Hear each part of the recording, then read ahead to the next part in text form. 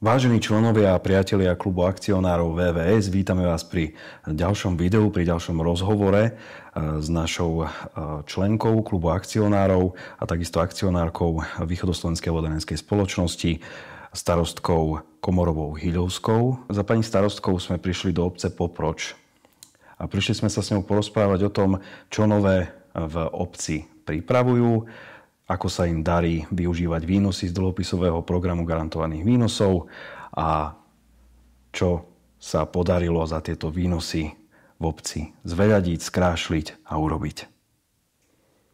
Takže ešte raz dobrý deň. Vítajte teda na území našej obce. Obec Poproč má zhruba 2660 obyvateľov, teda veľkostne patrí medzi tie väčšie sídla v rámci Slovenskej republiky. Geograficky sme síce na konci sveta, ale určite na konci sveta nie sme.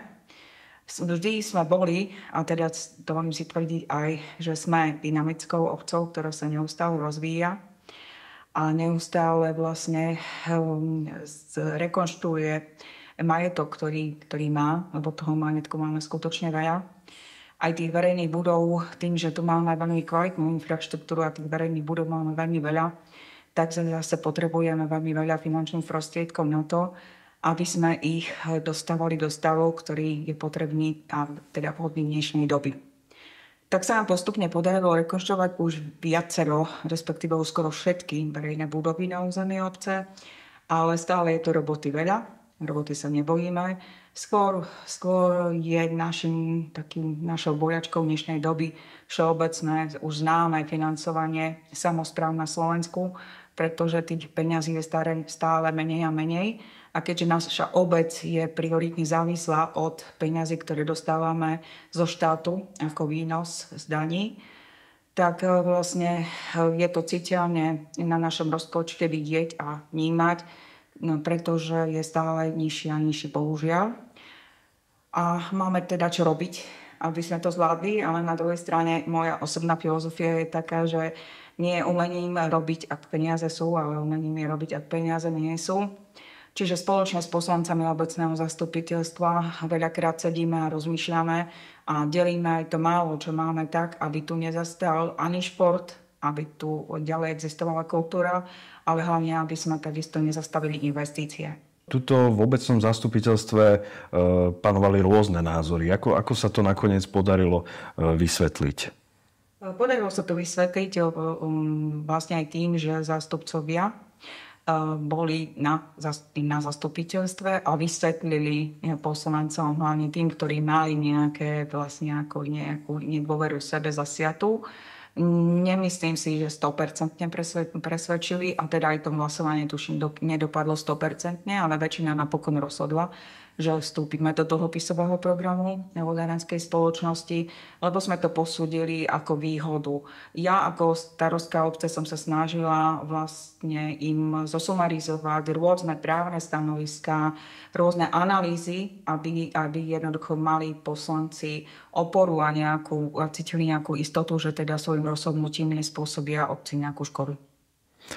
Obec Poproč doteraz mala akcie Východoslovenskej vodárenskej spoločnosti, teda do momentu, kým sa nezamenili za dlhopisy. Jednu akciu ste si ponechali ako obec. A aké výnosy mala obec do toho momentu? Pretože z dlhopisového programu ste získali viac ako 11 000 eur. A vy ako obec ste potom využili možnosť predčasného vyplatenia formou úveru zo Slovenskej sporiteľne, čiže vaša obec získala viac ako 100 000 eur. Koľko to bolo z akcií predtým? Z akcií sme vlastne nedostávali žiadne euro. Aj to bolo vlastne jeden z dôvodov, prečo poslanci sa rozhodli. Tak ako sa napokon rozhodli, pretože predtým do rozpočtu obce z týchto akcií neprichádzal žiaden výnos. A vlastne toto umožnilo a práve v tej zlej dobe, lebo skutočne v tej takej prelomovej dobe pre samosprávy vlastne to bola ponuka získania finančných prostriedkov. Síce ako samozrejme je to formou úveru, kde ale máme garantované, že tento úver budeme splácať práve z výnosu z dlhopisov vodárenskej spoločnosti. No, množstva obcí, ktoré napríklad sa rozhodli nevyužiť ponuku vstupu do dlhopisového programu, tak možno, že tieto zlé časy ešte stále pretrvávajú. Vy možno cítite také uvoľnenie, pretože predsa len tej injekcia 100 000 musela dosť podstatne pomôcť obci. A chcel by som sa opýtať, ako vaša obec sa rozhodla využiť Tieto finančné prostriedky, keďže sme sa rozhodli pre jednorázové vlastne kvázi vyplatenie na 10 rokov prostredníctvom úveru, sme po dôkladnom zvážení potrebovali hlavne na spolufinancovanie, respektíve financovanie investičných akcií. A to sa aj udialo a vďaka tomu, že sme vlastne pristúpili takto a zebrali sme tento úver, sme mohli minulom roku ukončiť stavbu detského ihriska, ktoré je v centre a je veľmi bohato navštevované. Takisto sme mohli pracovať, respektíve prepracovať projektovú dokumentáciu na stavbu trhoviska, ktoré dneska už v centre obce takisto stojí. Veľmi výrazne nám tieto peniažky pomohli pri rekonštrukcii cintorína, kde nám padal plot, oplotenie, čiže sme mohli urobiť nové oplotenie. A takisto sme výrazne zrekonštruovali chodník, ktorý bol v cintoríne, ktorý bol v takom stave, že už hrozili rôzne úrazy.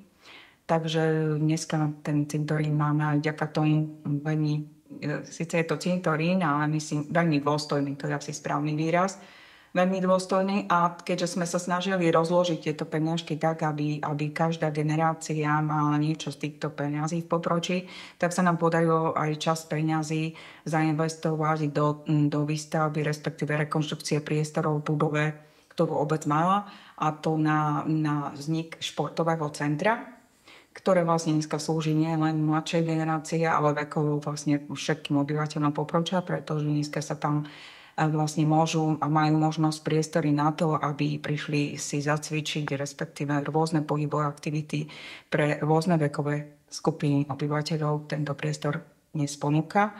Ďalej sa nám podarilo zakúpiť ešte z týchto peňazí aj kotol, ktorý nám práve odišiel a potrebovali sme poriešiť havarijný stav v budove zdravotného strediska a takisto sme odstránili havarijný stav na sociálnych zariadeniach v budove obecného úradu.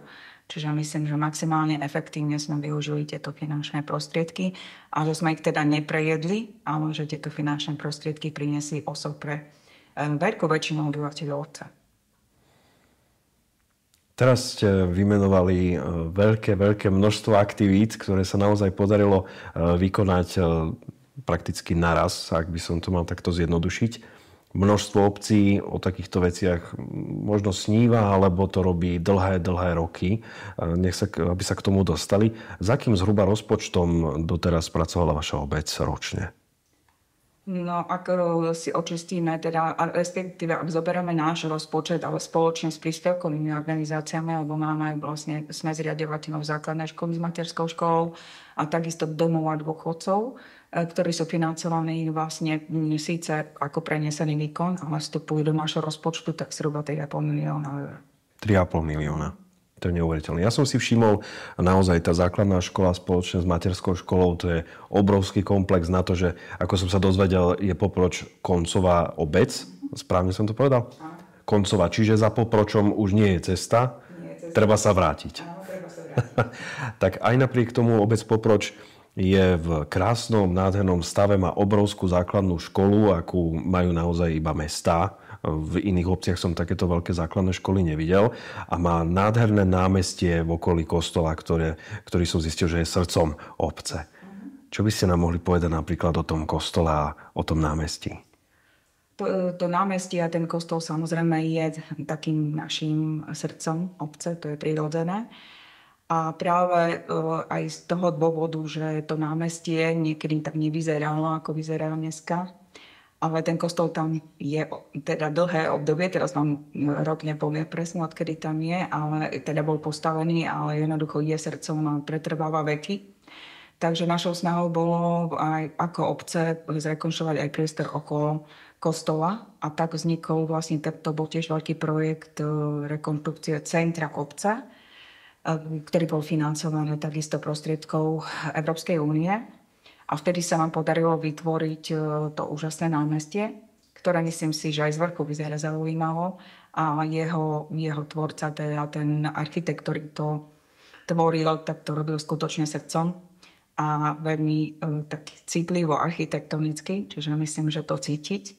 A na dôvážok sa nám potom v roku 2005, keď sme boli takisto ako obec vyhlásení, respektíve ocenení v rámci súťaže Dedina roka v kategórii Dedina ako partner, tak sa nám podarilo práve pod kostolom urobiť maketu báni, keďže my sme pôvodne banická obec, tak ako taká pripomienka tej našej mladej generácii, ktorá postupne už nevníma samozrejme túto éru baníctva, alebo čím ďalej od toho, tak tým menej je nejak pocitovo, respektíve zmyslovo vnímaná.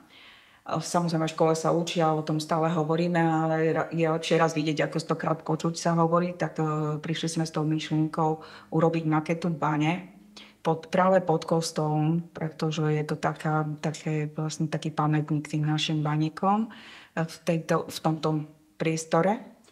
A takisto sa stretávame, že vlastne hlavne keď prídu nejakí návštevníci do Jasova, tak veľmi rádi prídu do tohto priestoru, tu pod kostol a opisujú túto atmosféru nejak úplne jedinečne, že cítia niečo z tohto priestoru, že ide a to sme veľmi radi. Čiže sme veľmi radi, že sa nám podarilo toto. Následne, tak ako hovoríte, tá naša základná škola prešla veľkou obnovou. Ona bola nadstavená o jedno poschodie, takisto z fondov Európskej únie. A podarilo sa nám vlastne urobiť v tom čase v nadstavbe špecializované učebne, ale chvála Bohu, počet detí nám stúpa v základnej škole a dneska už pomaly aj tieto špecializované učebne slúžia ako kmeňové učebne. Napriek tomu neustále každým rokom vlastne vždy robíme nejaké projekty, ktoré naďalej spríjemňujú a zlepšujú to prostredie vnútorné. Čiže stáva sa komfortné a myslím, že takisto má tá škola vyžarovanie. Takou boľačkou je pre nás ešte budova materskej školy, ktorá by si takisto zaslúžila rekonštrukciu, ale síce projektovú dokumentáciu spracovanú máme, ale zatiaľ sa nám nepodarilo získať finančné prostriedky. Je jednou z posledných budov, teda materská škola a ešte zdravotné stredisko, ktoré potrebujeme zrekonštruovať. Ostatné sa nám podarilo. Takisto veľkou obnovou prešla budova kultúrneho domu, kde takisto aj znútra, aj zvonku vlastne došlo k rozsiahlej rekonštrukcii.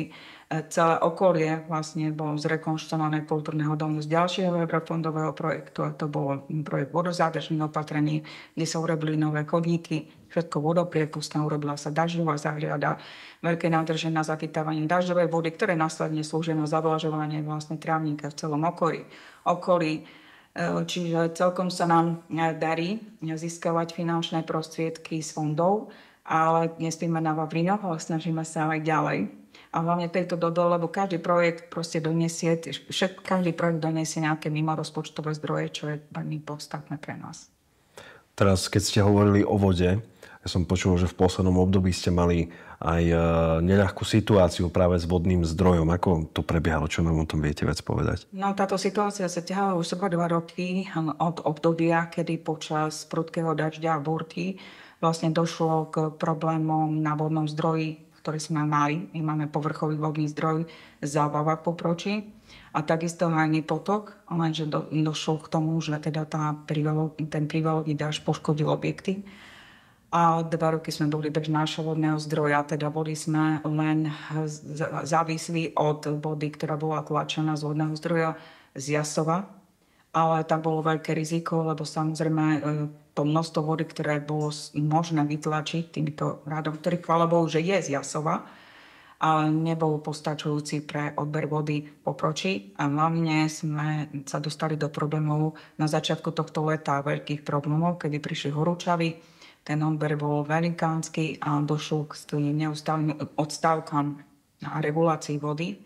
Ale tu sa chcem poďakovať vlastne manažmentu vodárenskej spoločnosti, ale aj vedúcim stredisk, či už dispečerovi vedúcemu, alebo aj vedúcemu strediska Moldave nad vodou, ale aj radovým zamestnancom Moldave, ktorí odviedli fyzicky neskutočnú prácu v Popročí. A vlastne už zhruba druhý týždeň teda máme naspäť vodu z našeho vodného zdroja, ale takisto vďaka hlavne toho, že sme mali požehnanie manažmentu od Aranskej spoločnosti, sa posilnila tá stabilita, čo sa týka dodávok pitnej vody aj tým, že sa robia opatrenia ešte aj viasové, kde vlastne vieme už dneska získať viac litrov sekundových aj z vodného zdroja viasové. Čiže verím, že sme poriešili terajšiu situáciu a že sa nám teda bude ľahšie dýchať. To neznamená, že aj v tomto prípade nepotrebujeme výraznú investíciu do vodojemov a ďalších objektov, čo sa týka vlastne dodávok pitnej vody. Ale verím, že spoločnými silami a tým prístupom vzájomnej spolupráce to dáme do budúcna. A takisto ešte potrebujem v obci, teda je postavená kanalizácia, ktorá je z veľkého projektu Východoslovenskej vodárenskej spoločnosti Vodva. Ale máme ešte pár ulic, ktoré teda odkanalizované nie sú. A my sme spracovali ako projektové dokumentácie na tieto ulice a snažíme sa získať nejaké finančné prostriedky, lebo potrebujeme odkanalizovať aj tieto ulice, aby sme zabezpečili komfort všetkým obyvateľom. Pociťovali ste aj podporu z klubu akcionárov? Ak áno, akú? Určite to bola podpora aj z klubu akcionárov, hlavne tým, že boli ochotní niekoľkokrát prísť k nám do Poproča v tých začiatočných a počiatočných štádiách, keď sme o tom začali rozprávať a keď bolo treba veľa vysvetľovať. Takže určite tu výrazná podpora bola a takisto kedykoľvek sa teda na zástupcov klubu akcionárov obrátim, tak vždy minimálne si sadneme, porozprávame a hľadáme cestu na riešenia. Takže veľmi, veľmi vysoko hodnotím a túto spoluprácu. Pani starostka, ďakujem za váš čas. Ďakujem aj ja.